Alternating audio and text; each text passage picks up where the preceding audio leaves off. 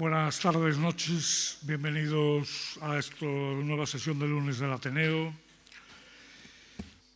Así, para empezar y a modo de introducción, me gustaría hacer una breve reflexión sobre lo que es el Sistema Nacional de Salud en España, que durante décadas ha sido un referente internacional por su carácter universal, su equidad en el acceso y sus buenos resultados en indicadores claves como la esperanza de vida o incluso la atención primaria.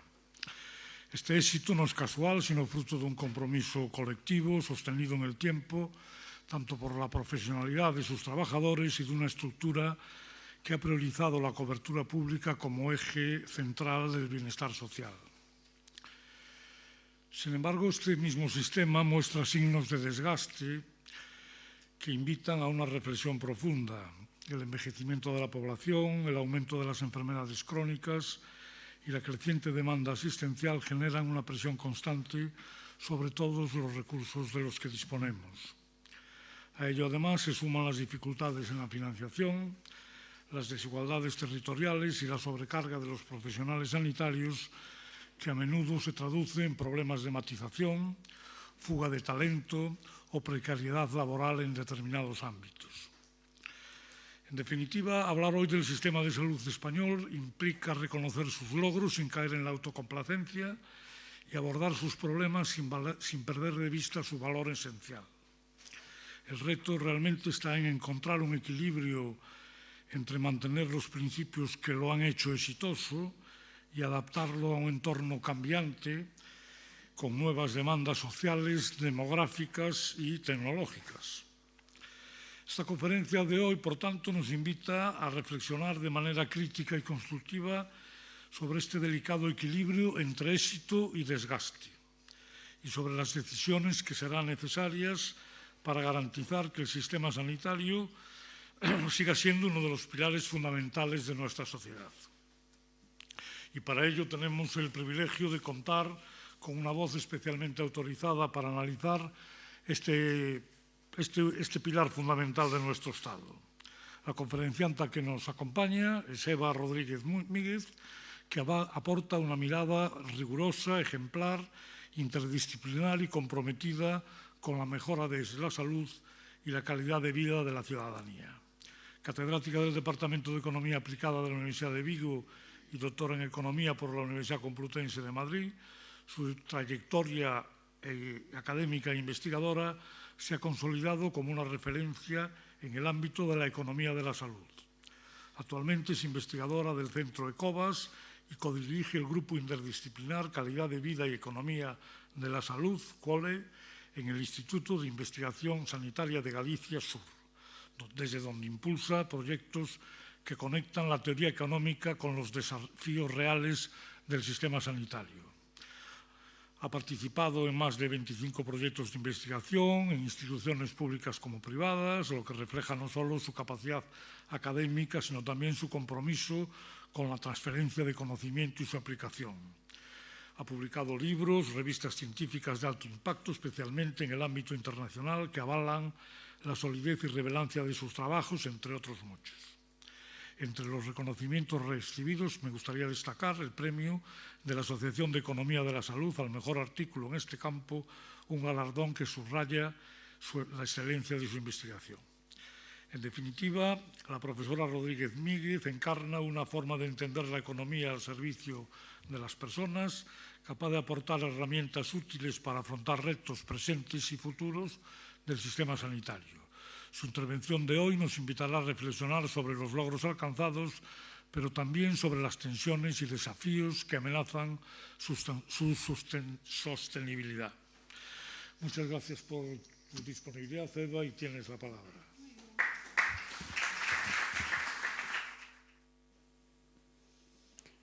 Buenas tardes a todos. Muchas gracias por asistir a esta conferencia. Espero que os guste y que aprendamos muchas cosas. Vosotros de mí y yo de vosotros. Como veis, el título es Entre el éxito y el desgaste, realidad y retos del sistema de salud español. Quizás un título un poco ambicioso para 40 minutos, pero voy a tratar de sintetizar, ¿no? Voy a hablar un poquito de la situación actual, un sistema que veremos que tiene buenos resultados, las señales de alerta que están empezando a surgir en distintos indicadores, las causas de este estrés, por qué se está produciendo esto, las reformas necesarias,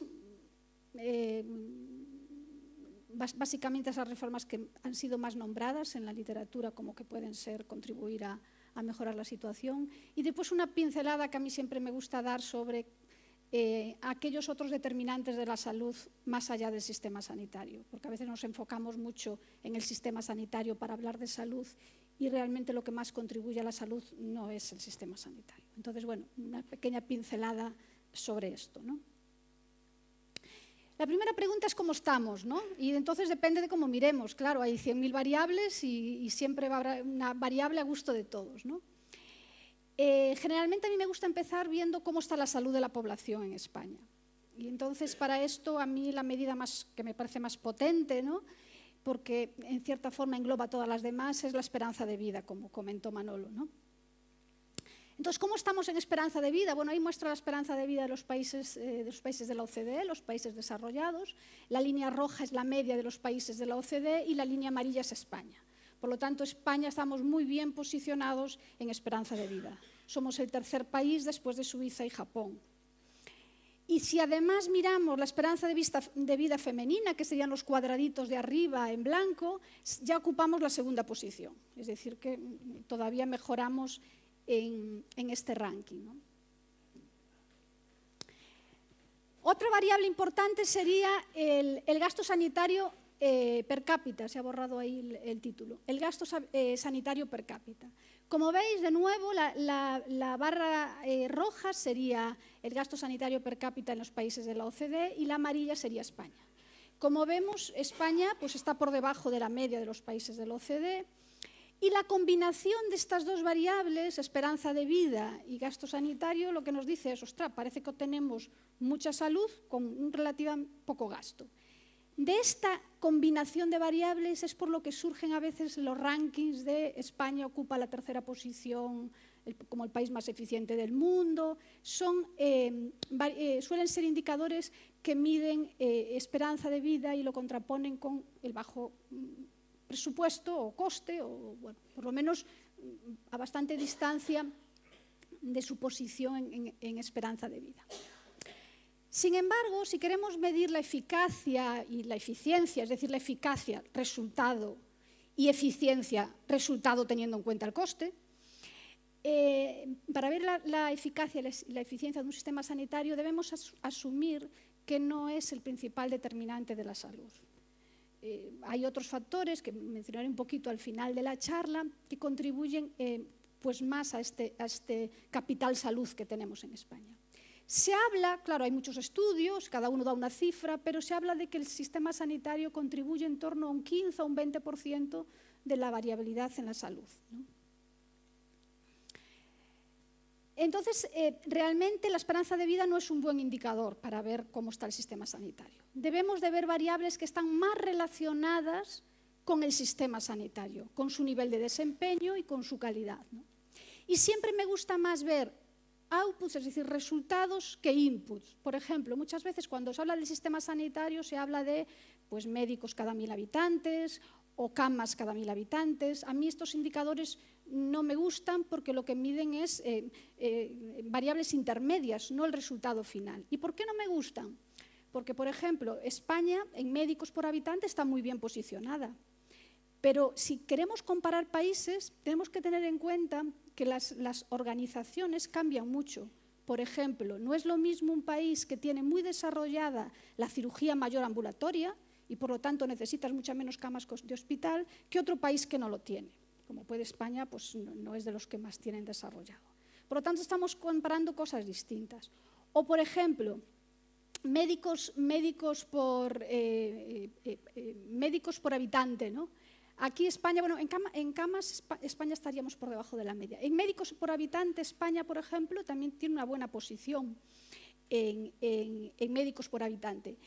¿Qué ocurre? Que la carga asistencial puede ser muy diferente. Por ejemplo, en un país como Inglaterra, una parte de la labor muchas de las labores que hace el médico en España las realiza enfermería o las realizan incluso los administrativos. Por lo tanto, que comparamos médicos por habitante, pues tampoco nos dice mucho. Entonces, si tengo que seleccionar una medida que a mí me gusta mucho es el índice de acceso y calidad de la atención sanitaria, que mide muertes evitables. Es decir, muertes que no se producirían si el sistema sanitario funcionara bien, con calidad. Cuantas más muertes evitables, pues peor estaría el sistema, ¿no? Y para este indicador, muertes evitables, la OCDE la suele publicar todos los años, pero en el 2019 refinaron muy bien este indicador y por lo tanto me voy a basar sobre todo en los datos de 2019. Se analizaron más de 200 países y se seleccionaron 32 enfermedades que estaban estrechamente relacionadas con la calidad del sistema. Por ejemplo, cánceres que con un tratamiento pues, puedes evitar muchas muertes, ¿no? Por supuesto, no entraban ahí pues, cánceres que generalmente produce el fallecimiento de la persona. Entonces, siempre buscó 32 enfermedades que pueden causar mortalidad y que, por lo tanto, y que están muy relacionadas con la calidad del servicio que se proporciona. Y este es el resultado. Aquí en el eje X vemos gasto sanitario per cápita y aquí en este eje vemos ese indicador. Ese indicador oscila entre 0 y 100. Es decir, cuanto mayor puntuación, menos muertes evitables, es decir, mejor. Entonces, he señalado ahí en rojo España. España en este ranking ocupaba el puesto 9, es decir, solo había 8 países por encima de España, ¿no? Y si os fijáis, esos 8 países, esto estaba marcado en un colorcito que se veía, entonces trazar una línea horizontal en España y todo lo que está por arriba serían países que presentan un indicador mejor. ¿Vale? Y entonces, como se ve, esos países tienen un mejor indicador, muchos de ellos no mucho mejor, y sin embargo el gasto sanitario es considerablemente mayor. Después, no hay ningún país que con el gasto sanitario de España produzca una valoración mayor. Y sin embargo, hay muchos países, que sería este cuadrante de aquí para aquí, de España para abajo, ¿no? Que tienen indicador de muertes evitables mucho peor, con un gasto mucho mayor. Es decir, que la esperanza de vida no me gustaba, pero este indicador, que está mucho más refinado, da un mensaje un poco parecido, ¿no? También podemos ver otras variables, que pues las altas tasas de vacunación infantil, de gripe, sobre todo en personas mayores, buena posición en necesidades no cubiertas, es decir, hay una encuesta que se realiza en todos los países de la OCDE, que se le pregunta, ¿en el último año ha necesitado usted asistencia sanitaria y no la ha tenido por algún motivo? Si dicen sí, se le pregunta por cuál. Listas de espera, porque era costoso o porque estaba a mucha distancia, ¿no? Entonces, como veis, España también está en una buena posición. Un porcentaje, esto es respecto a la población, un porcentaje de personas que manifiestan necesidades no cubiertas reducido. Y si os fijáis, todo está marcado con este naranja más oscuro, es decir, prácticamente las personas que tienen una necesidad no cubierta es por problemas de lista de espera. No es un problema de coste ni un problema de distancia. Vale, esto no funciona como pensé que iba a funcionar, pero bueno, da igual.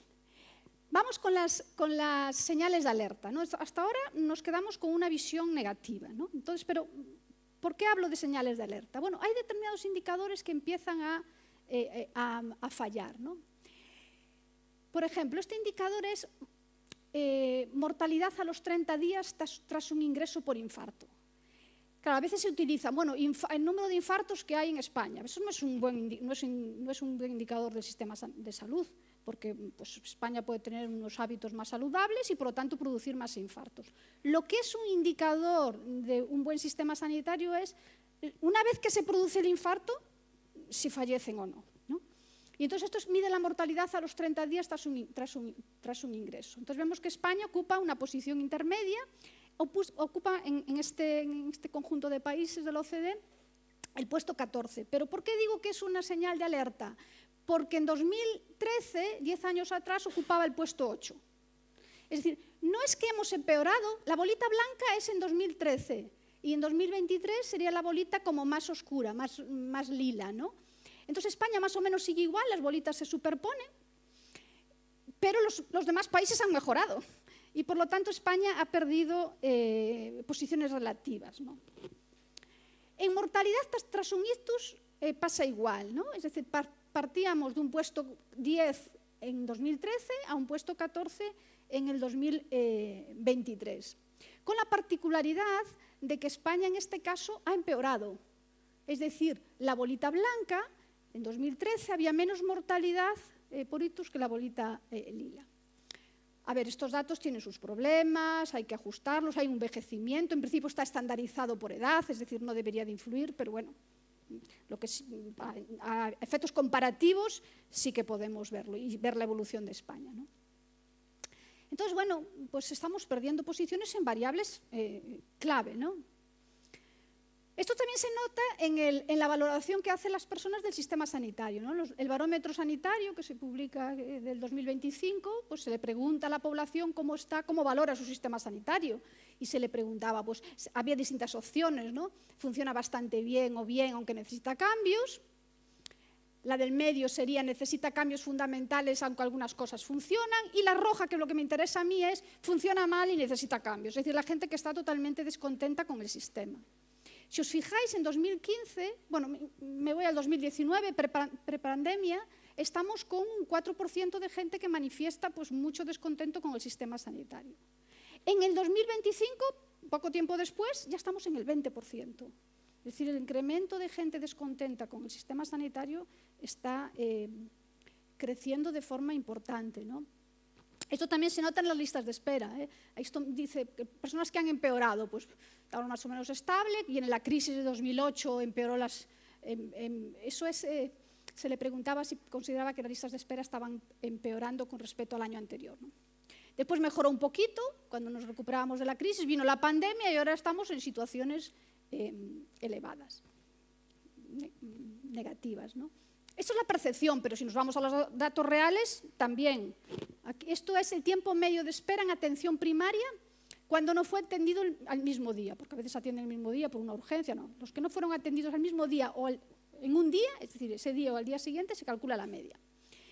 Pasamos en 2018 de en torno a 5 días de espera a 9 días en muy poquito tiempo. Es decir, todos somos conscientes de que la atención primaria, el tiempo de espera, que antes no solía haber espera en atención primaria, y eso se ha notado mucho, ¿no? Después hay que decir que el gasto sanitario privado es elevado. Muchas veces se dice, bueno, en España pues, el sistema de copagos es muy bajo, es cierto. En España copagos hay solo en medicamentos.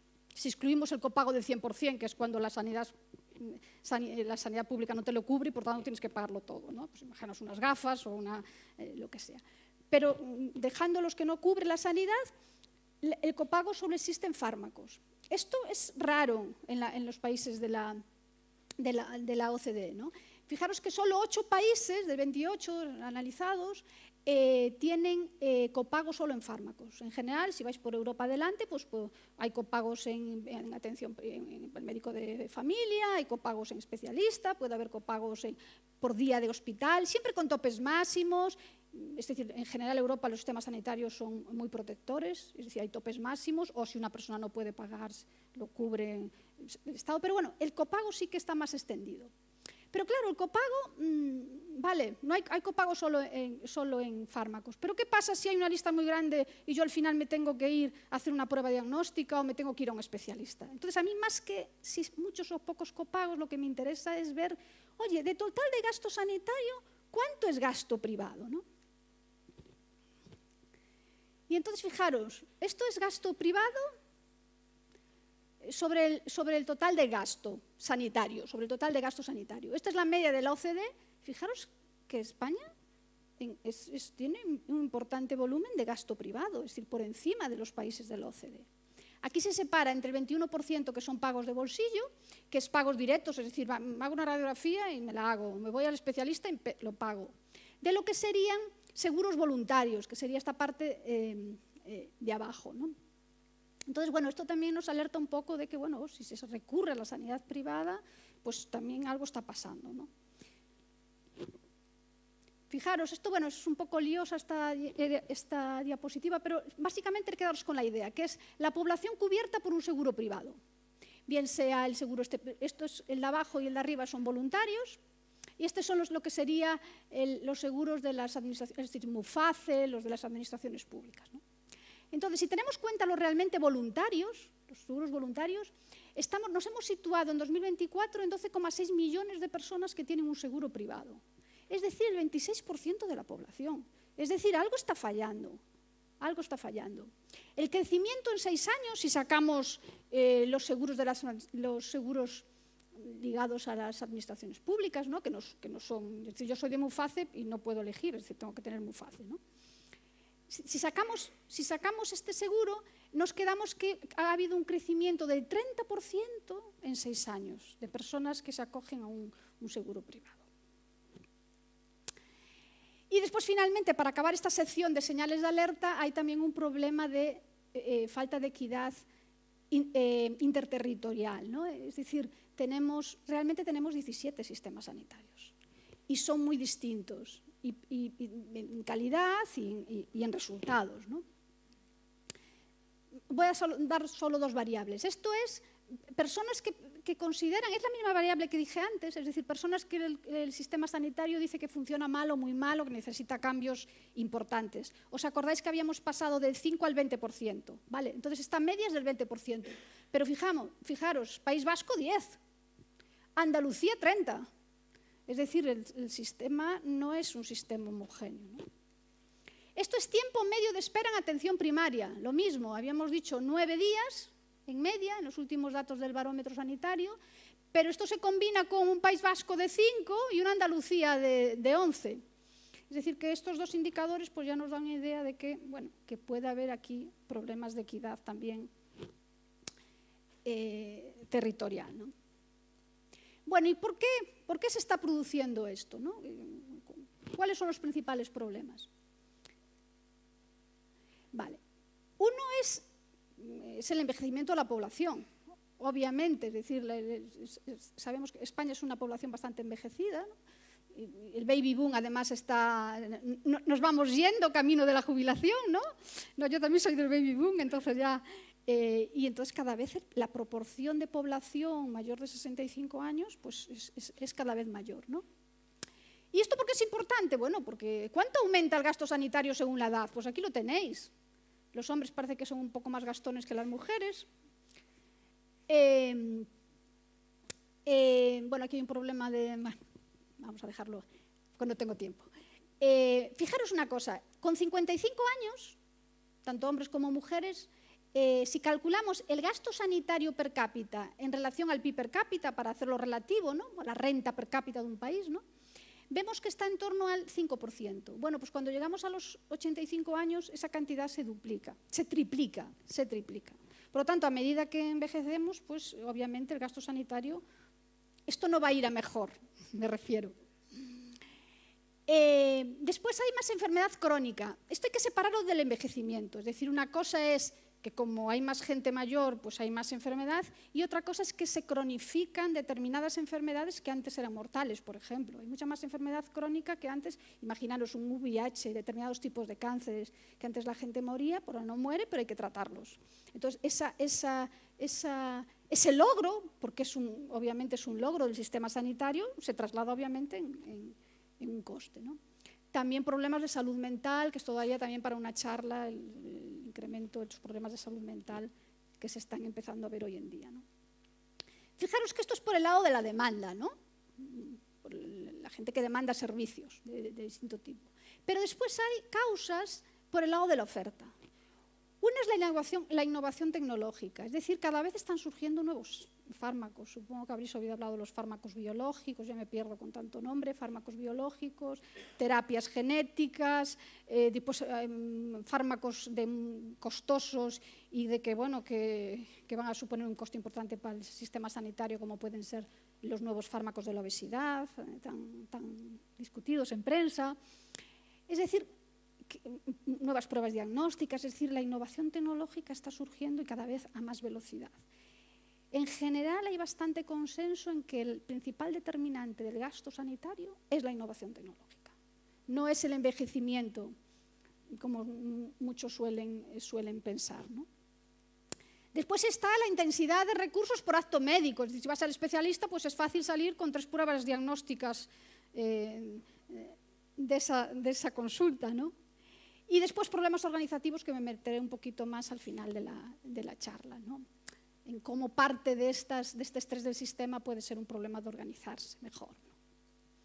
Entonces, si no mejoramos nada, esto seguirá empeorando. No hay nada de esto que vaya a ir a mejor. Es decir, y por lo tanto, pues de alguna forma debemos tomar medidas, ¿no? ¿Qué reformas se proponen, ¿no? La primera que nos surge es, pues, si hay un problema de listas de espera y un problema de tal, pues vamos a aumentar los recursos. ¿Hay margen para aumentar los recursos? Es decir, ¿cuánto supone el gasto sanitario en porcentaje del PIB? La OCDE no está marcada aquí, estaría aquí. Y España está un poquito por debajo en gasto sanitario como porcentaje del PIB. No sé si os fijáis, pero he ordenado los datos por el gasto público o muy ligado a lo público, ¿no? El otro me interesa menos para ahora, ¿no? Entonces, ¿cuánto supone? ¿Hay margen para el sistema sanitario público de crecimiento? Bueno, estamos por debajo de la media, podemos pensar que sí. Pero bueno, en general estamos acorde a nuestro PIB, es decir, en economía el gasto sanitario, los servicios sanitarios se consideran un bien preferente. ¿Qué significa esto? Que a medida que aumenta la renta, ese bien aumenta en mayor proporción. Entonces, a medida que aumente la productividad, la producción de la riqueza de España, posiblemente destinaremos más recursos a sanidad. Pero ahora el porcentaje más o menos es un porcentaje que nos toca en relación a nuestro PIB. Eso no quiere decir que no podamos aumentar. Es decir, aumentar en sanidad pues siempre lo vemos como positivo. ¿Pero por qué digo que no hay mucho margen? Porque España no está en una situación boyante. Es decir, ahora estamos bien, pero todos, la IREF o distintos organismos que están analizando la deuda pública en España, pues está alertando sobre esto. España somos, claro, me refiero, si aumentamos los recursos habrá que sacarlos de algún lado, ¿no?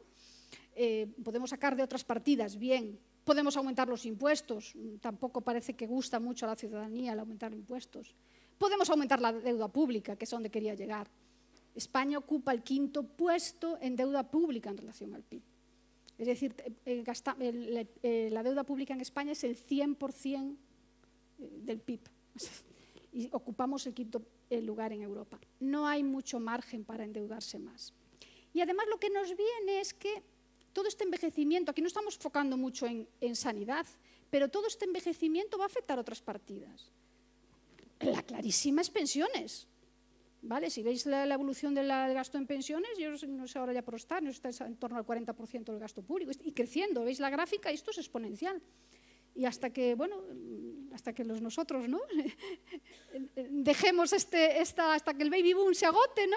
Esto va a seguir creciendo. Entonces tenemos que pensar que tenemos que aumentar las pensiones, tenemos que pensar que va a haber mucho gasto en dependencia ligado a este envejecimiento. Y bueno, y sanidad es otro agente más pidiendo. Entonces, mi idea es que no hay mucho margen. Algo hay para incrementar el presupuesto, pero no podemos fiarlo todo a aumentar el presupuesto. Entonces, ¿qué podemos hacer, ¿no? Algunas de las reformas que voy a decir pues, pueden suponer ahorro, otras simplemente pueden suponer gasto, pero que hay que hacerlas, ¿no? Primero, respecto al capital humano, ¿no? Es decir, pues, personal médico, personal de enfermería. Básicamente la idea es retener lo que tenemos, ¿no? Y distribuir mejor el talento. Ahora hay la idea esta de que, bueno, hay escasez de médicos, plazas que no se cumplen. Yo un poco el mensaje que quiero transmitir, bueno, no es ningún estudio mío, es un estudio de la Universidad de de Las Palmas, que realmente no hay una escasez general de médicos. Se habla de una, creo que era, no sé si era en Plazas Mir o tal, que se quedaba un 3%, ¿no?, de escasez. Lo que sí hay es una escasez en ciertas especialidades. Es decir, de esa escasez de médicos, el 80% se concentra en atención primaria. Es decir, donde realmente hay un problema importante es atención primaria. Salud mental también. Y después en determinados territorios. El rural pues, es menos atractivo que las ciudades. Por lo tanto, el primer mensaje, incentivos reales a atención primaria. Reducción de la carga de trabajo, y aquí quiero incidir sobre todo de la no asistencial.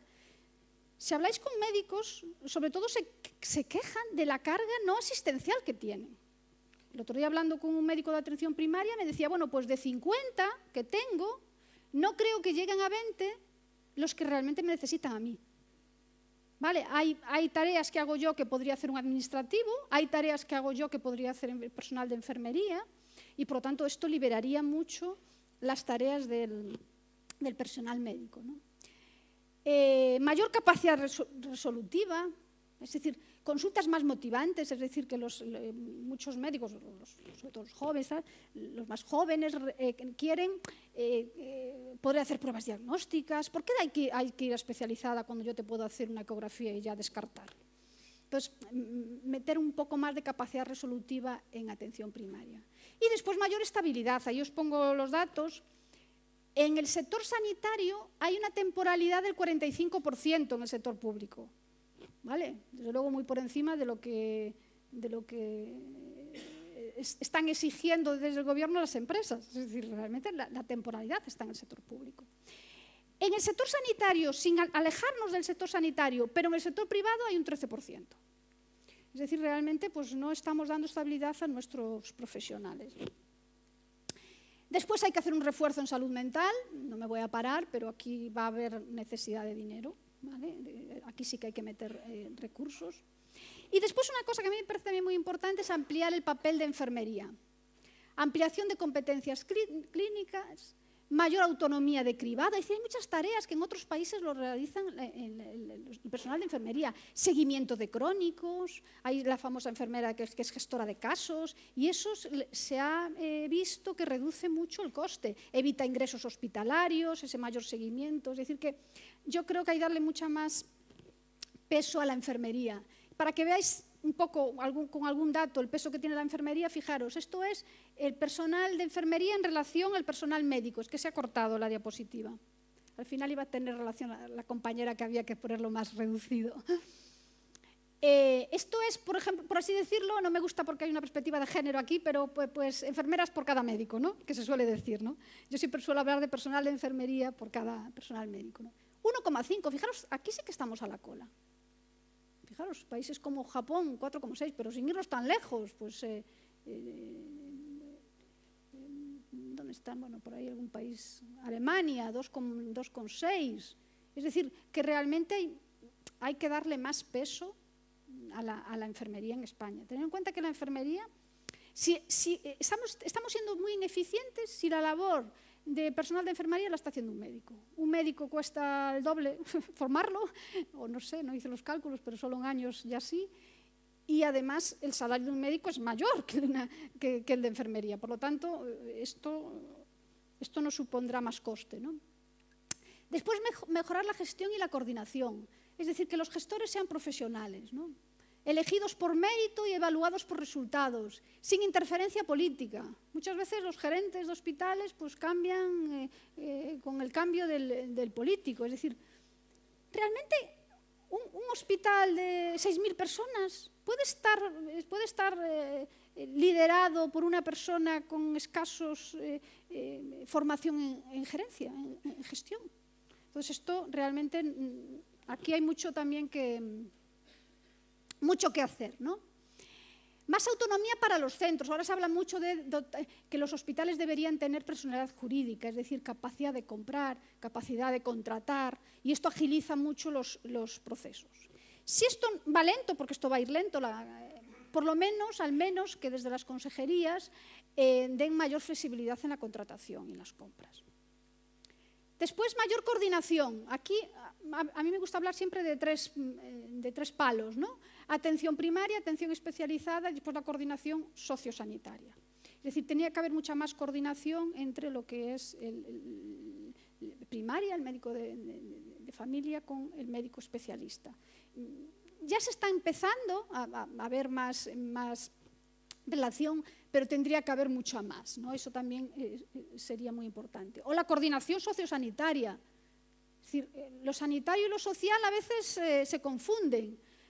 Para poneros un dato, ¿no? Se estima que en torno al 8-10% de las plazas de las camas de hospital están ocupadas por personas que tienen el alta clínica, pero que hay que gestionar a dónde se van esas personas. Eso si estuviese, cuando una persona entra en hospital con una rotura de cadera, la asistente social ya tiene que ir viendo qué vamos a hacer cuando se le dé el alta. Es decir, es muy importante toda esta coordinación, ¿no? Después, priorización en base al valor y la eficiencia.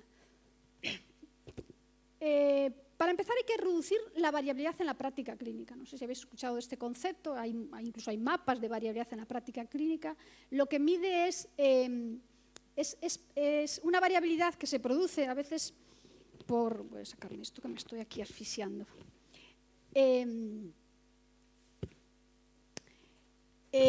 Variabilidad que se produce y no responde a criterios clínicos. ¿Cómo es posible que, por ejemplo, con una patología similar, un perfil de riesgo similar, pues este médico dé estatinas y este no? Es decir, es que existen unas diferencias incluso de puerta con puerta.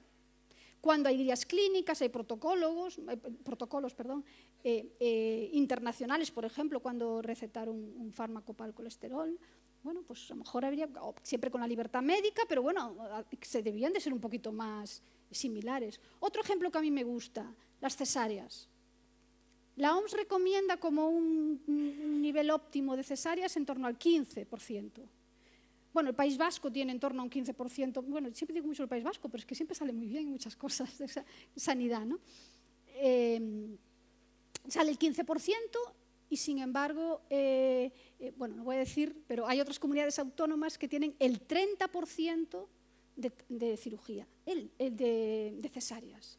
Del 15% lo recomendable al 30%.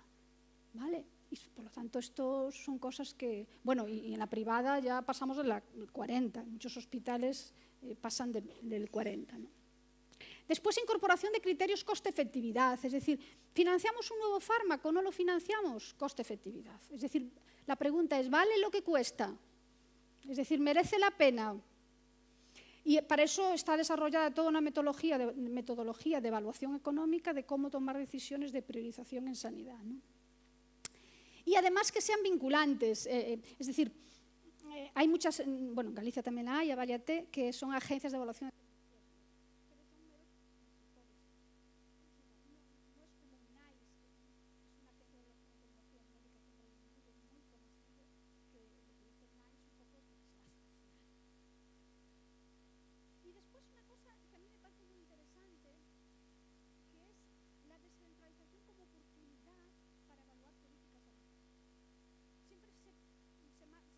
Muestra como algo negativo los 17 sistemas sanitarios, pero tiene una parte positiva.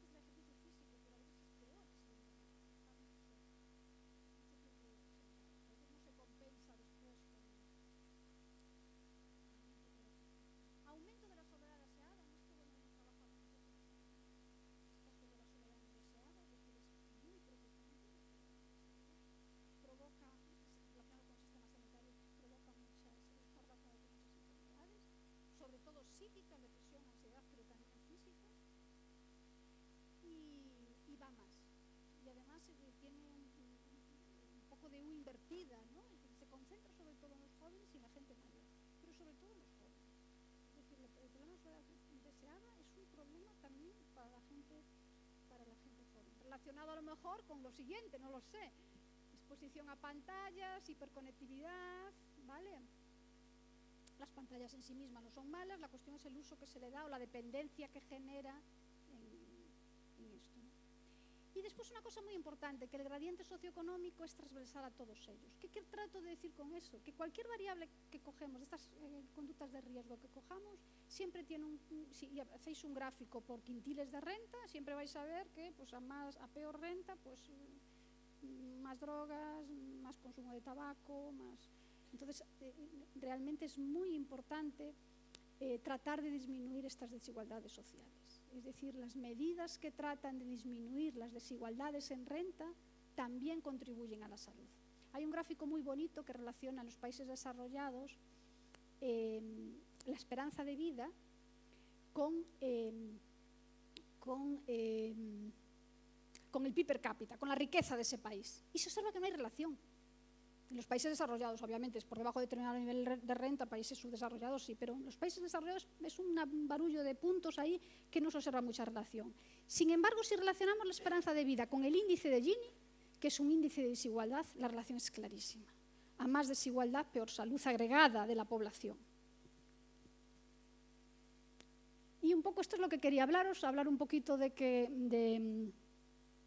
Tenemos un buen sistema sanitario, ese es el mensaje inicial, pero no nos podemos relajar, ¿vale? Hay retos que tenemos que hacer, estamos viendo tensiones en el sistema que tenemos que pararlos de alguna forma. La sostenibilidad del sistema no lo podemos fiar todo a incremento de presupuesto, no hay algo de margen, pero tampoco hay tanto. Y lo que tenemos que hacer es decisiones informadas, basadas en la evidencia, financiar lo que funciona, desarrollar más medidas de políticas sanitarias que funciona y que no funciona, lo que os decía antes, pues comparar distintos sistemas sanitarios, que aquí tenemos margen, tenemos 17 sistemas sanitarios que funcionan unos, que funcionan otros. Olvidarnos de cuestiones políticas, eso es el principal problema, es decir, centrémonos en mejorar la salud. Decisiones valientes, ¿vale? Porque, bueno, esto, cualquier reforma, siempre hay gente que se ve perjudicada, siempre hay gente que se ve perjudicada. Por lo tanto, bueno, hay que tener un poco la valentía política de seguir adelante con determinadas reformas que hay evidencia de que funcionan, porque tampoco podemos inspirarnos. Y después la parte que nos toca, una ciudadanía comprometida en el sentido de hacer un uso eficiente de los recursos sanitarios, responsable, y tener en cuenta que parte de la salud y por tanto parte del ahorro que podemos generar en el sistema sanitario depende de nuestras decisiones individuales en nuestra vida diaria, ¿no? Bueno, esto es todo. Aquí os pongo...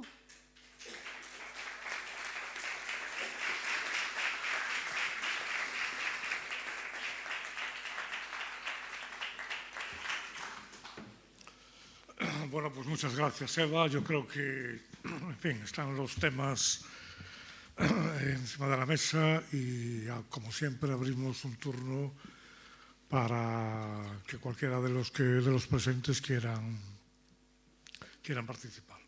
Si hay dos palabras pedidas, primero, ¿qué tal? Hola, muchas gracias por la conferencia. A mí tengo tantos temas que quiero intervenir que no sé por dónde parar y de encima no viene con bolígrafo, se me cortas. Vamos a ver, uno de los datos que decías, que medías, era de desacuerdo o disconfort en las demoras en consultas. ¿Has valorado eso en el cambio de gerencias, que pasamos una gerencia primaria especializada a pasar una gerencia única? ¿Habéis valorado el gasto que se hace en primaria, si coincidía más o menos con el descontento de la gente? Porque a lo mejor hemos disminuido en presupuesto en primaria. ¿Me entiendes lo que te quiero decir? Otra cosa, me apunta si quieres, que se me va. No, es que no sé muy bien qué...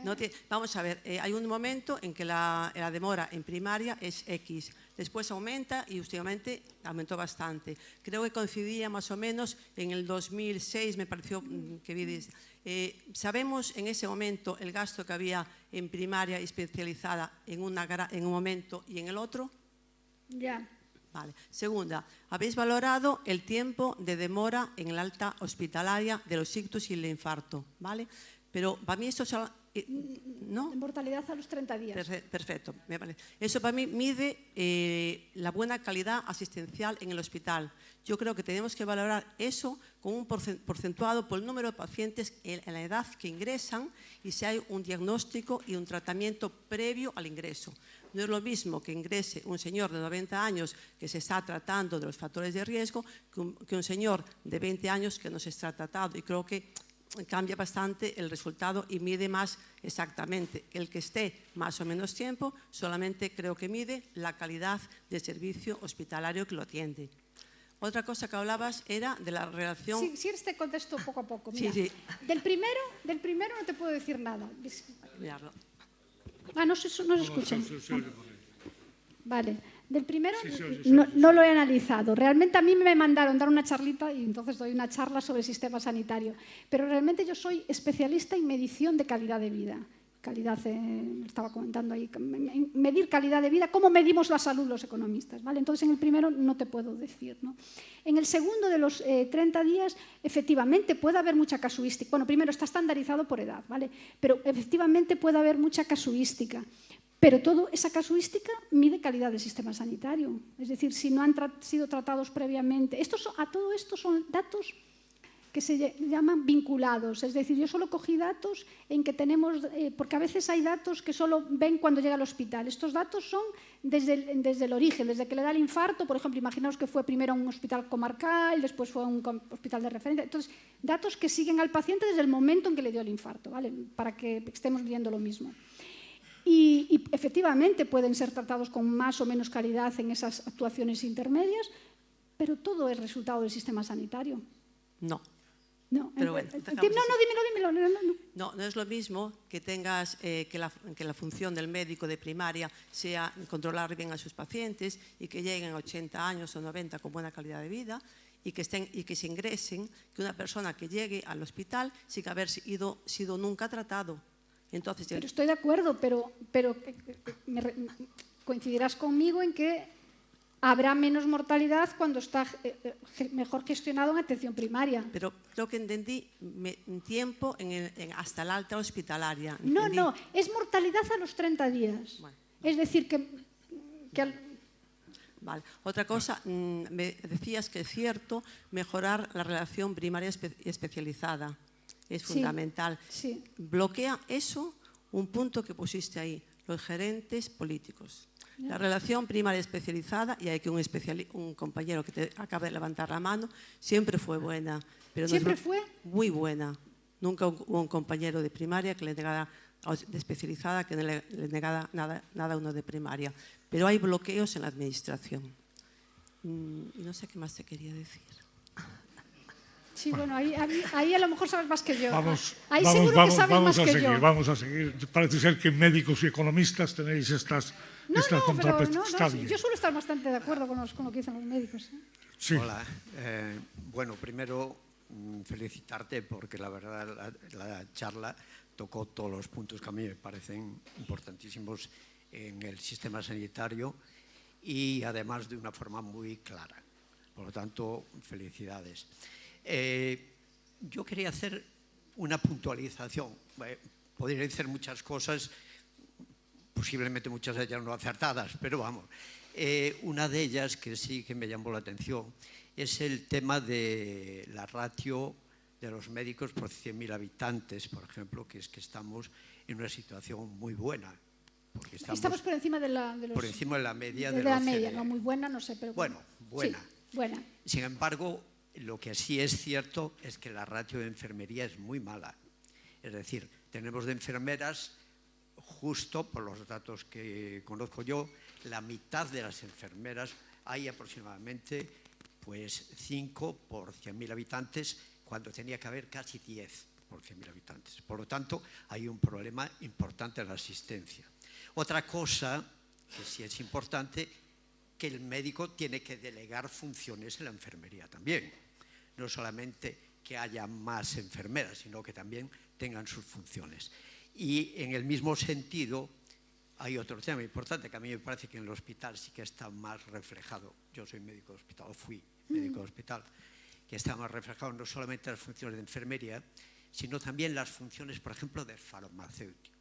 A mí me parece que es muy importante, que eso no se contempla muchas veces, pero, por ejemplo, en el hospital yo no conozco bien la primaria, y mucho menos que la compañera Conqueta, pero sí que en el hospital está delegadas en muchos servicios, por ejemplo, delegadas funciones a los farmacéuticos. Y eso sí que es importante también para disminuir la carga asistencial, que es muy importante, tanto en consultas como en asistencia hospitalaria en plantas. Bueno, una vez hecho este comentario, sí me gustaría hacer una pregunta.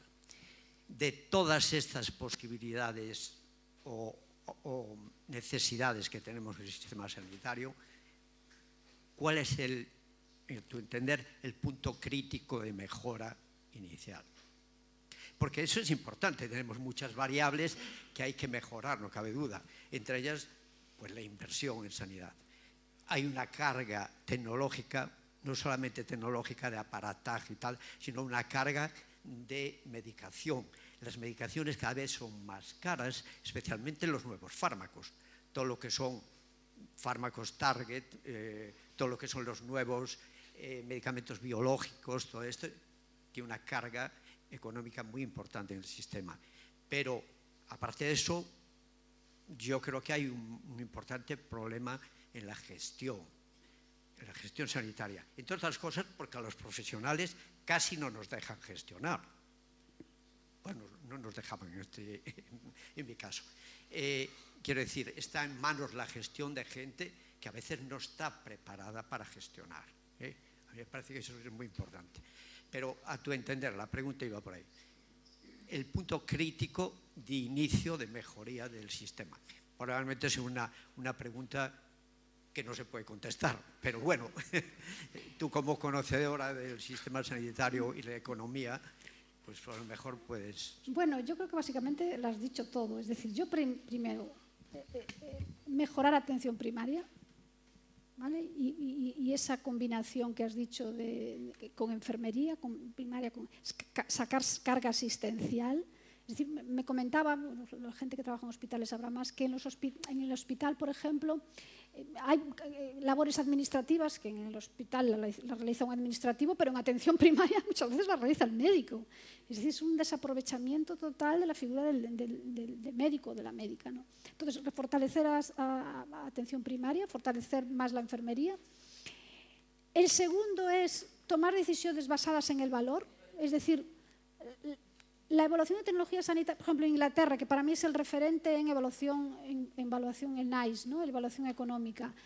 Ha habido muchísimos intentos en España de establecer un NICE español, ¿no?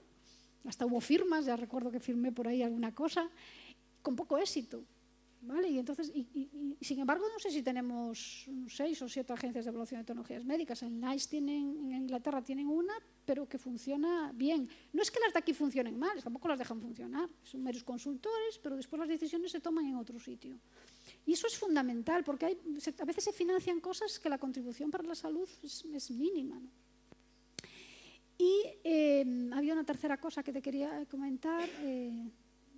Bueno, la gobernanza, lo que comentabas, ¿no? El tema de gestión, es decir, es que hay que... un médico gestor es perfecto, ¿no? Pero la figura del gestor, del gerente, tiene que ser una figura con formación en gestión. Es decir, el hospital tiene muchas particularidades, pero no deja de ser una gran empresa que necesita estar bien gestionada, ¿no? Entonces, bueno, son estas 3 cosas, pero básicamente son los 3 puntos que desarrollé, ¿eh? Después lo detallé un poquito más, pero básicamente es eso: atención primaria, evaluación en base a resultados y una mejor. Pero no soy muy optimista, tampoco lo digo. porque estas cosas se llevan diciendo hace tiempo ya. Muchas gracias por tu conferencia, que ha sido realmente interesante ver el conjunto del sistema sanitario, digamos la radiografía del sistema sanitario. Yo te quería plantear respecto a las decisiones inteligentes que hablabas y valientes, dado que tenemos 17 subsistemas sanitarios que evolucionan de maneras distintas por los datos que es posible analizar, evaluar actualmente cómo han ido y por dónde van las decisiones inteligentes de determinados sistemas y otros no. Quiero decir, por ejemplo, Andalucía está en el último ranking en casi todas las... País Vasco está en el... Entonces, entre esos dos escalones hay una evolución de distintos... Y eso no es una cuestión solamente de recursos, sino de decisiones y de atención, digamos, de la atención puesta en la sanidad pública y no en la sanidad en conjunto, sino en la sanidad pública. De eso se puede evaluar, hablar de cuáles son los que están funcionando bien, aunque ya sabemos. Para hacer un análisis de esas características necesitamos datos y es muy difícil obtener los datos. Yo en estos temas no he trabajado, pero he trabajado en otros temas que es casi imposible conseguir los datos. Entonces, para hacer este tipo de estudios, lo primero es que se necesitan datos y después interés en comparar. Y ni una cosa ni otra. ¿Que se pueden? Sí que se pueden. Es decir, tú ves las publicaciones científicas que analizan pues, un caso concreto. Pues el establecimiento, por ejemplo, el País Vasco, volviendo al País Vasco, ¿no? Pues está mucho más desarrollado la figura del gerente, con capacidades gerenciales, es decir, elegido en base a su currículum, vamos, en base a su talento. Y se pueden ver pues, cambios de una gestión a otra, pero muchas veces son estudios de casos. O se establece el gestor de casos en enfermería y entonces se hace un estudio pequeño en el que se ha visto que pues, ha mejorado y ha reducido el coste para esa unidad o este centro de salud. Pero así, a gran escala, comparaciones, yo no lo he visto. ¿Vale? Y lo veo difícil, lo veo interesante, pero lo veo difícil porque de momento es muy difícil acceder a datos, ¿no? Tampoco sé si hay interés político en que te financien ese tipo de proyectos, ¿no? Bueno, con respecto aos xerentes ou as xerentes, efectivamente son moi mellorables, non? Non é certo, por lo menos en Galicia, que cambien cada vez que hai un goberno novo. Aquí, no, máis en ou Galicia menos, no es... aquí son todos, cambian de área, pero sempre son máis ou menos os mesmos gerentes. Moitos deles son, ou delas son perfectamente mellorables, non? De todas maneiras, sonreíse algo. De todas maneiras, en Galicia houbo algún exemplo de gerente que non era do sector e fracasaron. O último é da túa cidade, de Vigo, que foi un auténtico fracaso cando veu unha persona de fora, non? O sea, que seguramente pues, terá que haber igual pues, un gerente que vende, o sea, que non é do sector, do médico, tal, pues, ten que conocer o sistema sanitario, senón, por moita formación que traiga, o normal é que fracase, non? E con respecto á enfermería, eu creo que además que non é só a cuestión tamén de número, non? Quizá o máis importante sea que se implanten as novas especialidades de enfermería, por exemplo, en atención primaria, que eu creo que son fundamentales as enfermeiras de atención primaria, familiar e comunitaria, vamos, que son as que teñen que facer toda esa labor de medicina comunitaria, de enfermedades como a diabetes e por aí, vamos, que serían, creo que non é só cuestión de números, senón que se implante esas novas especialidades para sustituir en moitas cousas aos médicos, non? Tamén os médicos teñen que creer, porque o que falabas tú de que se queixan a veces de que fan moitas funcións administrativas, os Sergas fixo proxectos pilotos, que non sei se foron para diante, agora estou xubilado, e se queixaban de que se era unha intromisión nas funcións da clase médica. Por lo tanto, non é todo... Sí, bueno, hay que cambiar dinámicas. Hay que cambiar dinámicas, ¿eh? Sí, eso está claro. Sí, porque... Pero en las nuevas generaciones que se van incorporando, a lo mejor es más fácil. Sí, Bueno, era eso que quería decir. Yo, simplemente decir lo de los números, a mí me gusta mostrar números porque a veces un número te da una idea, ¿no? Te sitúa. Y porque a veces, si estudias un caso, pues el gerente, ¿no? Pues mal, pero bueno, es un caso. No digo que un gerente sin formación médica sea un buen gerente de hospital, no estoy diciendo eso. Lo que digo es que un médico no puede ser un buen gerente si no tiene ninguna formación en gerencia, porque la gerencia no es la medicina. Entonces, me refería un pouco a eso, ¿no? Bueno, moitas gracias pola túa conferencia. Eu quixera empezar recordando que fai 40 anos un economista que era dos líderes do campo de especialidade de Economía de la Salud, que se chamaba Ernest Lluch, foi o que nos dou este sistema sanitario que hoxe de alguna maneira gozamos. Fai 40 anos, hai uns días.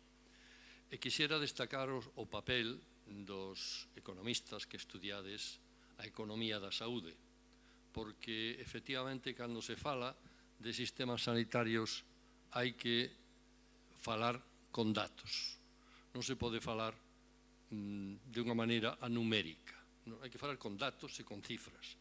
E efectivamente, en ese sentido, quixera, digamos, plantexar que a formación xerencial en calquer campo, evidentemente, especialmente no campo sanitario, é enormemente importante. En ese sentido, quizá é necesario introducir nas facultades de medicina o tema de economía da salud e de organización de servicios sanitarios e de organización. Aparte, de, efectivamente, de que non necesariamente por ser médico hai que xestionar un hospital, porque a xestión e a organización non están, en principio, dentro da propia especialidade médica, non? En ese sentido, a mí me parece que é moi necesario que o estudio, a introducción desta temática nas propias facultades de medicina e, desde logo, tamén nas propias facultades de economía, onde o tema de economía da salud pois non está especialmente tratado.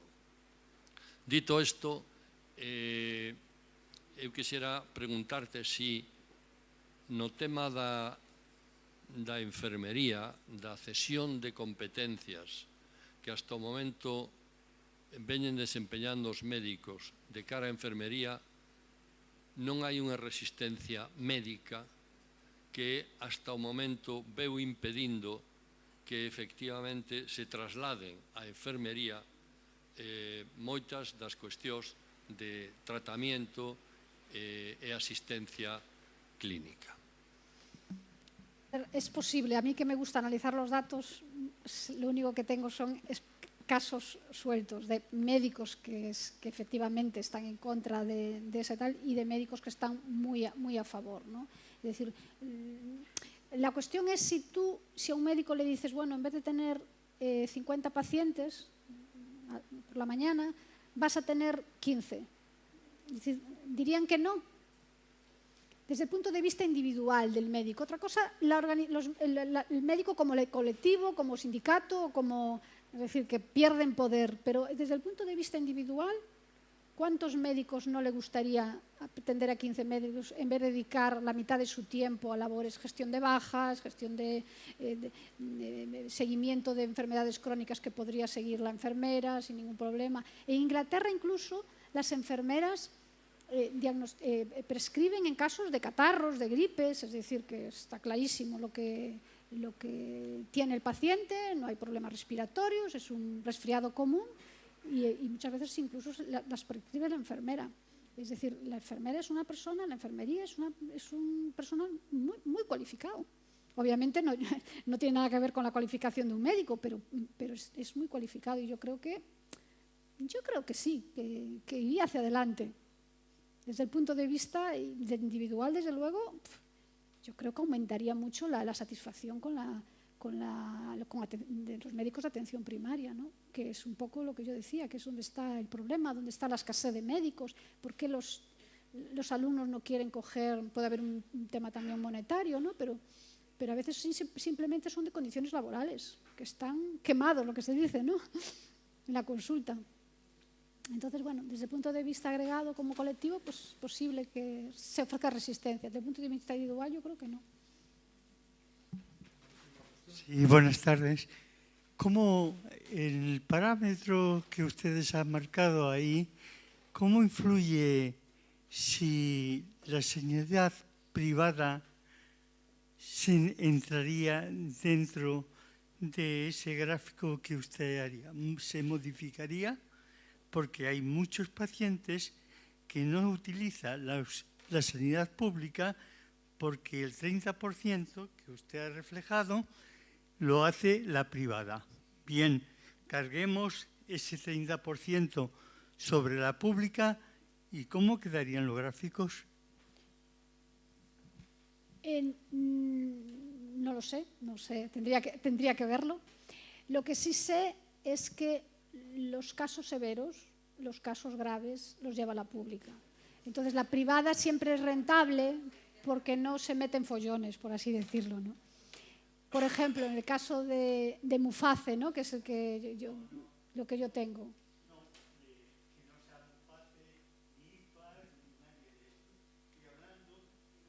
No, lo que estoy comentando.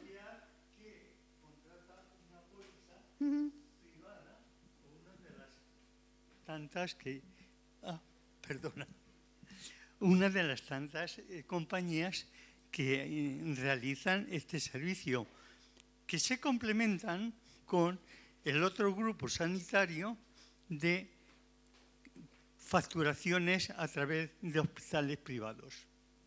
No, yo estoy de acuerdo, es decir, libera actividad de la pública, ¿vale?